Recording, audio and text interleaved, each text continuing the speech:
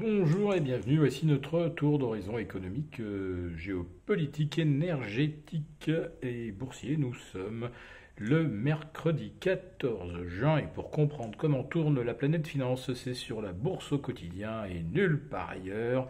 Et l'épisode du jour s'intitulera Ah, on aurait trop monté les taux. Et oui, c'est le discours que l'on peut entendre dans la bouche de stratèges de plus en plus nombreux et qui sont littéralement bluffés par le rythme à laquelle l'inflation rebaisse. Enfin, tout dépend de la façon dont on lit les chiffres.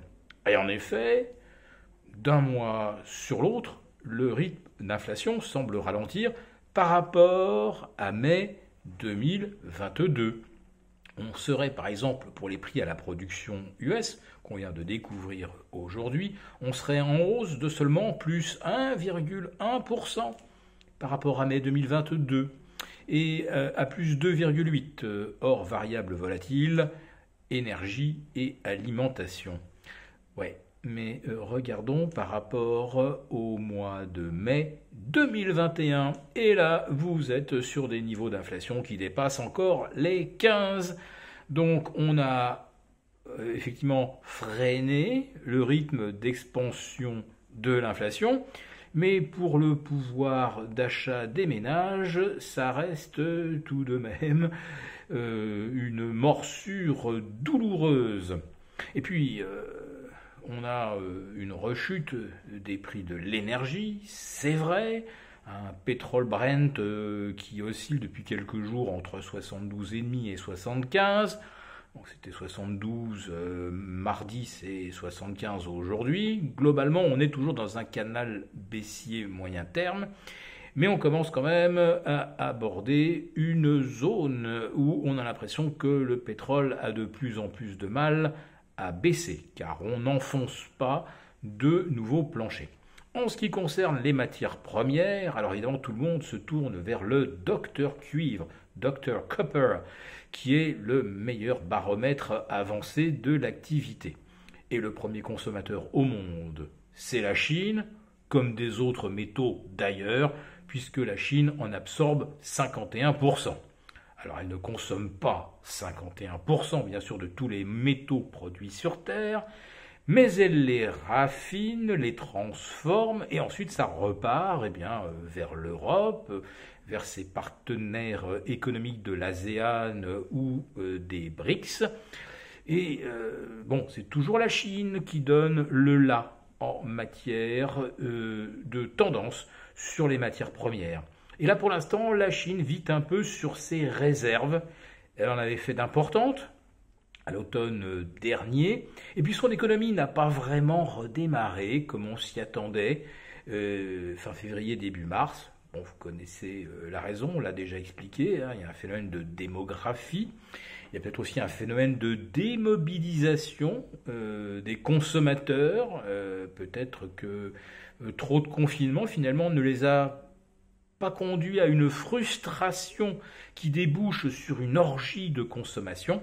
Non, il y a un motif beaucoup plus sérieux et plus fondamental derrière, c'est que la population vieillit et qu'on se rend bien compte que le système social chinois n'assure pas vos retraites. Donc, d'abord, les Chinois se sont tournés vers l'immobilier, massivement.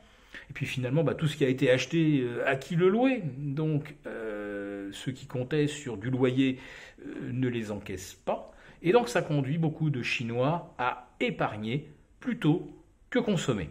Alors, il se pourrait que la Chine, c'est un peu la rumeur, annonce un nouveau plan de relance. Et dans ce cas, les matières premières devraient fortement rebondir, ainsi que le pétrole, puisqu'actuellement, avec les 3 ou 4 réductions de production annoncées depuis le début de l'année, on serait autour de 98 millions de barils jour produits, alors que d'ici le milieu de l'été, on devrait être à 102, 102,5. Pourquoi? Tout simplement parce qu'aux États-Unis, juillet, août, septembre, c'est la driving season, donc on consomme beaucoup d'essence, naturellement. Et puis dans les pays émergents, Eh bien, chaque année, ce sont presque 50 millions de citoyens consommateurs qui s'équipent en climatisation et qui évidemment la font fonctionner parce que c'est un confort auquel on ne renonce pas facilement. D'ailleurs, on consomme aujourd'hui beaucoup plus d'énergie pour climatiser que pour se chauffer. Eh ben oui, parce qu'il y a pratiquement 1 milliard de Chinois qui vivent dans des zones plutôt chaudes, si on exclut le nord de la Chine, il y a toute l'Inde, il y a l'ex-Indochine et tous les pays tropicaux.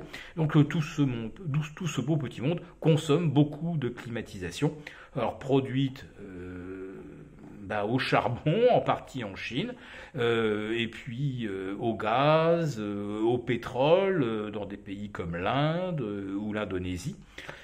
Donc la baisse du pétrole, qui est, c'est vrai, avec le gaz, le grand facteur qui conduit à la baisse apparente de l'inflation, eh bien, ces phénomènes-là sont tout à fait réversibles.